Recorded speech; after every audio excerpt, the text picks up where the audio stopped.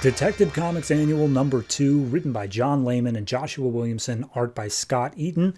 This also has 2 backup stories in it, which I'm just going to do along with this because they are all the exact same story, and I will get to the artist when we get there. So we pick up 1 week ago where there's this woman who shows up and is trying to, she's, old, wrinkled, whatever. She's trying to withdraw a huge sum of money, and she's apparently very rich. And the bank manager comes out and is like, wait a minute, hold on, this woman's supposed to be dead. Who are you? And then all of a sudden the woman starts fighting against him, pulls out a gun, shoots a bunch of people, and runs out of the bank. And we see that she's just wearing a disguise. She's got like a wig and all that on. And Batman is narrating all this and it's like, yeah, no, she's got skills, whoever she may be. But she assumed that the police would take over 5 minutes to arrive. I made it in less than 3. So Batman intervenes, kicks the woman in the face. She goes down, runs down an alley. Batman gives chase and figures he's got her trapped, but all that's left behind is one of her masks. So at that point, the plot of the book, like Detective Comics, picks up as we see that the woman is interrupted by Wrath, who's like, I am Wrath. This is my Wrath copter. I'm not kidding you. He calls it his Wrath copter. And his thing is like, I've been killing cops. I need you to infiltrate the police. So do that for me. So then we cut to a week later and we see that 2 cops have been killed by Wrath. Again, Batman shows up and he's like, yeah, no, I'm taking care of it. It's just, we got to stop for the annual. And she's like, yeah, or Gordon's like, yeah, also I need you to take a look at this. And down the hill, we see this charred remains of a body that they have no idea who it is. And Harvey Bullock shows up and he's like, hey, Batman, we got ourselves a new precinct psychiatrist. Say hello to Abby something, Abby Wilburn. And it's obvious Harvey's into this chick. He's like trying to play her up. She's like, oh yeah, this is super cool. And basically saying like, look, Abby's going to write up a psych profile on whoever did this. So we'll see if she's of any use. So Batman takes a scan. We discover that the woman is Brenda Levins, who died at least 3 weeks ago, but she was seen performing a robbery just last week. So someone has taken her face and it's like, ah, yes, it's the same Jane Doe who I chased out last week. So name of the villain is Jane Doe. But then we see, Batman goes around, he fights a whole bunch of different people. He goes up against Clayface, which I think is a reference to Batman the Dark Knight. And we see the guy from the last issue of Detective. And then we see a man holding a knife to a woman's throat. And Batman just jumps in, says like, man, this guy's psychotic. He probably hasn't a good night's sleep in a while. And so he takes him out and realizes, oh, wait, this guy's a cop. And it turns out the reason he's psychotic is because Wrath has been going around killing people. So he lets the guy get some actual psychiatric help.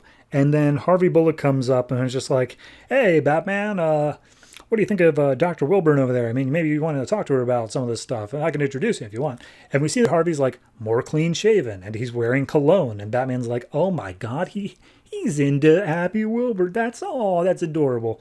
So Wilburn comes over and she's like, hey, Batman, I wrote up a psych profile on your killer. It's on this flash drive. Check it out when you get back to your base. And Harvey's like, yeah, I'm sure she did a great job too. And Batman's like, okay, this is weird. I'm out. Bye.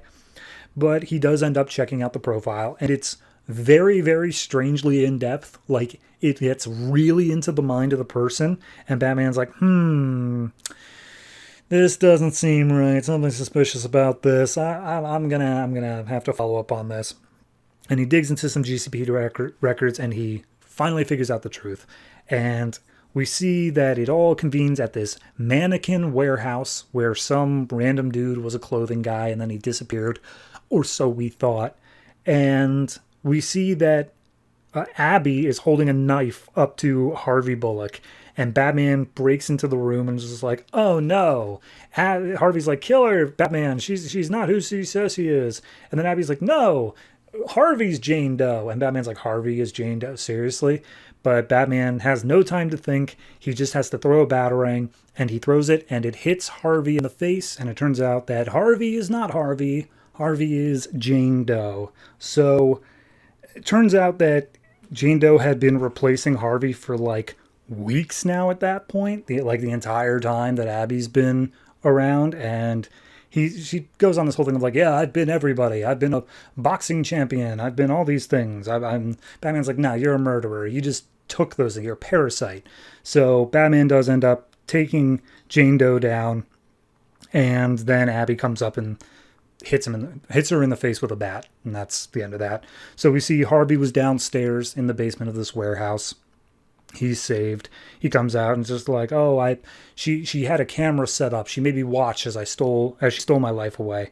And as he tries to like talk to Abby and be like, hey, I'm the real Harvey, she's like, I can't be around you. So we see Jane Doe being taken to Arkham, and Batman's like, oh, it doesn't matter. All that matters is this lunatic is off the streets of Gotham. And Jane Doe drives away, or is driven away. And then we see Jane perfectly imitating Batman's voice and saying his last line. And that's seemingly the end of that. But there are two backup stories in this. The first one is called Contained Multitudes, and it is same writing team, but art by Szymon Kudranski. So it looks great. And we see that Harvey has come to Arkham Asylum because Abby has transferred here, and Jane Doe is being examined by Abby. Abby's trying to get to the bottom of Jane Doe's psychiatric problems, and she keeps on imitating Abby, keeps on like throwing her voice and stuff like that. And Harvey comes in just like, hey, Jane, or Abby, here's the thing. You fell in love with a version of me, but you are clearly out of my league. So what happened to make you do that? Like, how could I improve myself as a person? And we see that, like, it seems that Abby is tearing him down, saying like, oh, I didn't fall in love with you. I fell in love with a much better version of you. You could never reach that. But turns out that's just Jane the whole time. And so Harvey starts yelling at Jane, saying like, stop that, stop acting like you're her. And then it turns out that as Jane's like, oh, but I could be whoever I want to be. Turns out that Harvey's not there either, and this whole thing is just inside Jane's head, where she's just holding full conversations with herself. And the guards are like, yeah, she's been going at that for like 6 hours now. You want to take lunch? And so they just walk away.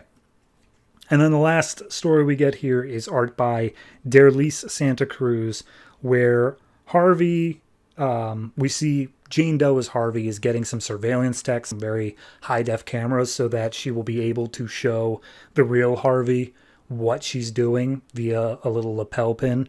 And Harvey's just forced to watch it all. And he's like, I'm going to make you a better you. And you're going to be forced to watch as nobody even figures it out. And so he makes more arrests. He does a better job at his job. Gordon tells him how great of a job he's doing. He goes on dates with Abby. He's getting Abby to fall in love with him. And generally, he's just more liked by everyone else. And Harvey keeps on thinking like, surely somebody has to figure out eventually, right? But no one ever does. And we see finally Harvey is sitting at a bar, and a kid comes up being like, hey, you're Harvey Bullock. You saved my brother from a robbery last week. And Harvey's like, nah, kid, you got the wrong guy. He's like, no, I know it's you. Let me buy you a drink. And he's like, no, kid, you've got the wrong guy. And we see Harvey has become depressed by this revelation. So yeah, all of it just one self-contained story as far as I could tell. I doubt we'll see Jane Doe pop up elsewhere. If so, it's an interesting-ish character. I do think it's a bit one note, because what you're eventually going to get down to is Clayface. Like, that's all it is. It's just a new Clayface. It's someone who can take the personification of other people, but is actually someone else. Like, it's an easier to figure out Clayface, but still Clayface. So we'll see if they actually do anything with that character. Doubt it, but it's always a possibility. In terms of this issue as a whole, the art styles are very different from each other. Obviously, I enjoy Szymon Kudranski's art, but it is the standout, very different one than everything else in this issue. Scott Eaton and Derlis Santa Cruz are very, very similar comparatively. So I enjoyed the story. I like the extra little diving into the consequences of it and the two backup stories, but it is kind of just a bit of a letdown of, I don't feel like we got quite enough as to why this villain is anything different than something like Clayface. So I'm going to say this overall probably is a 7.5. It's good. It's still a fine issue. It's completely standalone as far as I could tell, except for the stupid ass of Wrathcopter. Like, cut out that page. Just that page. That's all you need. But yeah, no, it's fine. It's a fine enough story. It's a 7.5.